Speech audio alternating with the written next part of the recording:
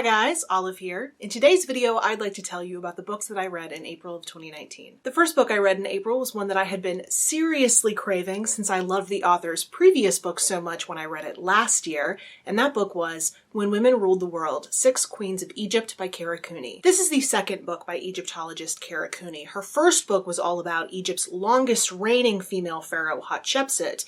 But this book takes a wider approach and looks at 6 women who ruled over Egypt across its storied history. Her central question throughout the book is, why did women rule in Egypt when they didn't in many other places across the ancient world? Women ruled during various different dynasties, so we know it wasn't just a fluke occurrence. Cooney breaks it down. She goes woman by woman, describes each's reign, and she talks about what factors led to having a female ruler. I really did like her points about how women ruled differently than men because they think differently than men, and she didn't mean this in a negative way whatsoever. In fact, during some of the unstable or rocky periods throughout Egypt's history, a woman in charge is exactly what the doctor ordered. It actually brought to mind the book Quiet by Susan Cain. In that book, she talks about how leadership and decision-making should be split between introverts and extroverts because they each bring something different, but also very necessary to the table. I think it's the same with men and women. Sometimes you need a man's way of thinking.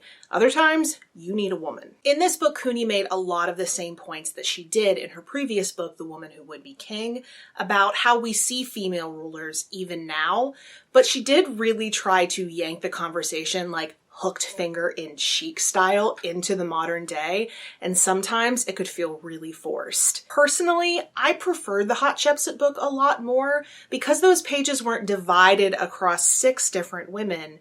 It was a lot more detailed and thorough.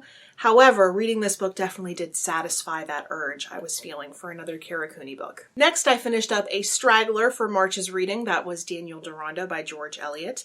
This was Eliot's last completed novel, and it's certainly extremely ambitious in both size and in subject.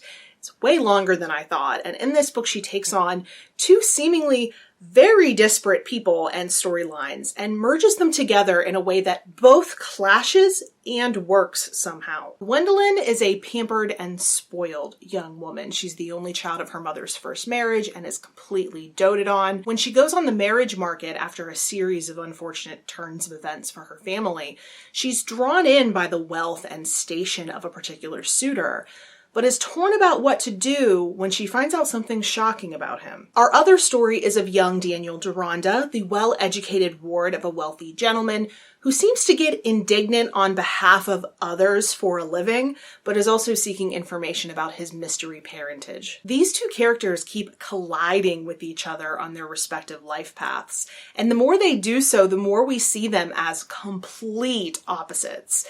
And this is George Eliot we're talking about, so you know that that is incredibly intentional. What I got out of that was that she was trying to show us how different the portraits of life were for men and women during this time period. Gwendolyn might be a spoiled piece of work, but she was raised to be one, and we know who to blame for that because the Oompa Loompas told us so. Gwendolyn is in a rough situation, mainly because of the choices of others, and while that's sometimes true of Daniel Deronda as well, it's made so clear just how many options he has in front of him. Meanwhile, the worse Gwendolyn's situation becomes, the more the world constricts around her. Overall, this felt like just a really biting satire of society, and it definitely feels like her last book because of how angry it is, specifically on behalf of the women in the book. And her way with words, there's just no one like her. I did not enjoy this as much as I enjoyed Middlemarch, but definitely enough to want to continue moving on through her catalog. And speaking of the Victorian era, a nonfiction work that I picked up this month was The Butchering Art by Lindsay Fitzharris. This was a buddy read with the wonderful Andrea over at Infinite Text, and this is a book all about the evolution of surgery during Victorian times. We start off this book with a dramatic reenactment of the first use of ether as a painkiller during surgery. One of the audience members in this operating theater was Joseph Lister, a young Quaker medical student who would go on to revolutionize the field with his practical application of germ theory. As much as the Victorian era is romanticized, especially by us classic lovers, life was nasty back then, and surgery was even nastier. The images that the author paints with her words in this book will make the bile rise in your throat. Everything was disgusting. The instruments were not sterilized, blood and guts from previous surgeries were left on there, blood and guts were all over the medical students when they went to operate. No one washed their hands. They thought pus was a good indicator of the healing process. I'm gonna vom. But they didn't know any better. Well, at least not yet. First came the inroad in pain relief during surgery, and then came Joseph Lister and his close reading of Louis Pasteur's germ theory. He used this as an inspiration to start experimenting with the use of antiseptics before, during, and after surgeries as a means of protecting against what was the #1 risk of surgery in those days, post-op infection. Lots of trial and error led him to a method that was fairly effective, but not immediately accepted by the medical community. Why, you may ask? Because it meant change, and no one likes that. It definitely challenged existing theories and ways of doing things. This is a fairly short book, but it is absolutely packed with the history of the era, the history of the surgical field, Lister's own personal history, and also it discusses at length the science that was so needed. It is a great book and well worth your time if you can handle some stomach churning elements. This is a book that will make you hug a tube of Neosporin and thank it for its service Marie Kondo style, but you certainly should not miss this book if you prefer your nonfiction on the grim side. Another book about resistance to change that I read this month was actually the book that my patrons chose for me. That was The Professor's House by Willa Cather. This is a small novel all about a professor who is not eager to move to a new home despite it being an upgrade in living space that was recently purchased after some financial good luck. Although this resistance to move is at the center of this book, we also see the professor struggling with conflict with his family and also with a deep sense of loss since a close family friend / would have been son-in-law has recently died during World War I. This young man's death was not just emotionally hard on this family, but it created some logistical issues that have brought up some really uncomfortable money questions. In the whole book, we see the professor clinging to the idea of the past and the house that has come to represent it. But we're shown as the book goes on the dangers of living in the past and just how important it is to continue to move forward. It is a quaint little book, but I think it does achieve what it aims to in a very short period of time. It made for a very good intro to Willa Cather, and I'm definitely now interested in looking into her catalog and seeing what else may appeal to me. The next book I picked up in April was my pick off of my 5-star nonfiction predictions list. That was Hammerhead, The Making of a Carpenter by Nina McLaughlin. I first heard about this book when I started watching the wonderful Kazan at Always Doing. She named this book as one of her favorites, and when I first heard the premise, a journalist who quits her day job to go into carpentry, despite not knowing anything about carpentry, I needed this in my life. And I hit the nail on the head when it came to that 5-star prediction. This is beautifully written, refreshingly human, and is deep with meaning while still being fun. Basically the perfect memoir. Each section is named for a different tool, which symbolizes that part of the journey for her. So from quitting her desk job, to interviewing with her future mentor Mary, to going on these jobs where she learns, fails, fails again, and keeps on going. This book is incredibly touching. There are a ton of life lessons to be found in here. And also it has this kind of background music of a love song to making things with your own hands. My mom came to visit over Easter and I had just recently finished this book. I immediately put it into her hands because I knew she would love it, and she binge read it over 2 days. So this book is also wide appealing. It'll move you, it'll make you laugh, and it will also probably force you into a trip to Home Depot. Onto something much more casual, I also read Next Level Basic by Stassi Schroeder. This is the manifesto of one of the stars of the hit Bravo reality TV show Vanderpump Rules, and in this book Stassi discusses being basic, which to me has always meant liking simple things that are deemed unsophisticated but are also very palatable. In this book, she unashamedly claims her identity as a basic bitch and gives us her experiences with makeup, fashion, and breakups. She also gives us a rundown of her favorite ranch dressings. It was not a serious book, nor was I expecting it to be one. I did think it was fun to read.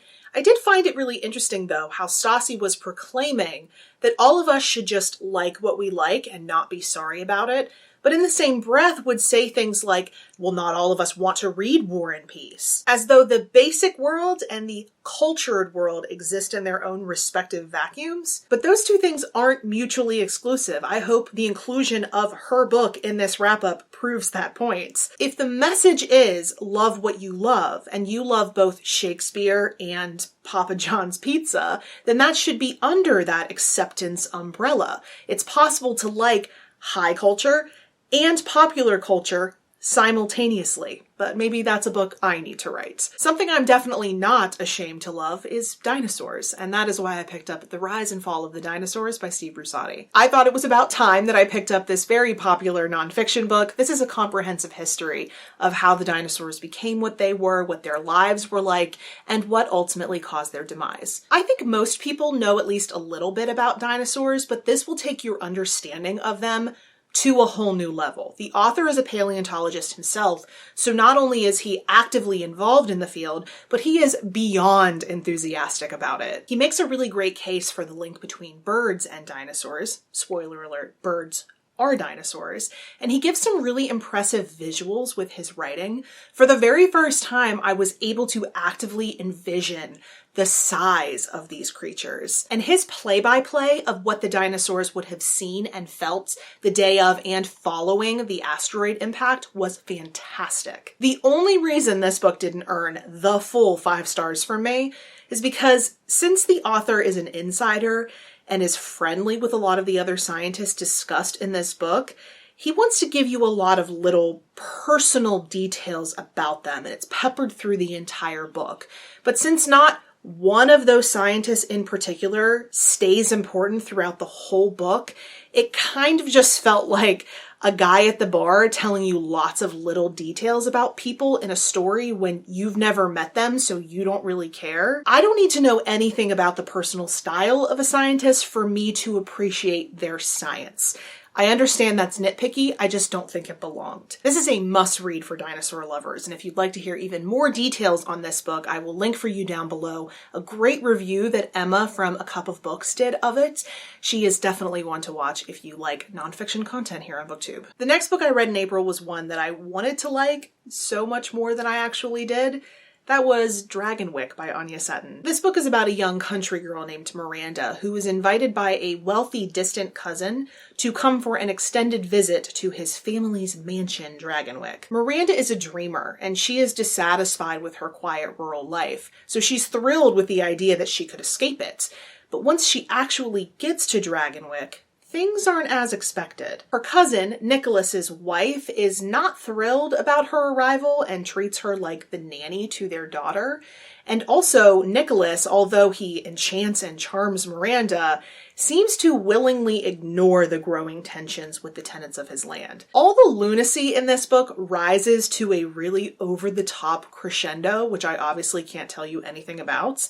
But this book really wants to be Rebecca by Daphne du Maurier. It never quite gets there, though. It exists somewhere in between Rebecca and Far from the Madding Crowd by Thomas Hardy. I kept reading, so obviously it had something going for it, but I found it really clunky, and I was so irritated by the author's insistence that we see a character as evil nearly exclusively because she's fat. It's lazy writing and boring to boot. So I definitely don't recommend this book. Unless you must have a Rebecca read-alike, then I guess you can give it a try, but otherwise, I'd steer clear. And unfortunately, my one DNF of the month, I had a similar problem with. That was The God of Small Things by Arundhati Roy. This was my pick off of my 10 most popular books on my TBR list. And I was about 50 pages into this book when I realized that, once again, the only fat character was evil. I really don't want to spend time reading books that fall back on things like that, and the surrounding story was not keeping my interest anyway, so I just decided to DNF this one. Then moving on to the final 2 books that I will discuss in this wrap-up, both of which I have discussed at length elsewhere, so I will keep my discussions on these books brief. The first was Mansfield Park by Jane Austen. This was the last of Jane Austen's 6 novels that I had left to read, and quickly it became my second favorite after Pride and Prejudice. I find this book to be entirely underrated, and I think that has a lot to do with the main character, Fanny Price, being perceived as meek. I actually think she's an incredibly strong moral character, and I went into enormous detail about her and this book in general in a video that I posted called Why You Shouldn't Sleep on Mansfield Park. I will link that down below if you'd like to hear me discuss this book more. And the last book that I read in April was The Night Tiger by Yang-C Chu. This was Reese Witherspoon's book club pick for April, and it is a mixed genre novel, although I felt it had vibes of a cozy mystery with some mysticism and romance thrown in. It's set in 1930s colonial Malaysia and has a cast of characters who are all connected by a mummified finger. It sounds creepy, but it is actually really fun and has some really great characters who you will not be ready to let go of come the end. I actually did a full review of this one, and I will link that for you down below if you would like to watch. So that's it. Those are all the books that I read in April of 2019. I would love to hear from you if you've read any of these books, if you've heard about them, or if you're now interested in reading them after hearing me talk about them. You can put that in the comment section below, or if you'd prefer to chat with me somewhere other than YouTube, I am on a variety of different places on social media, and the links to all of my profiles are linked in the description box below. As always, thank you so much for watching, and I will see you in the next video. Bye.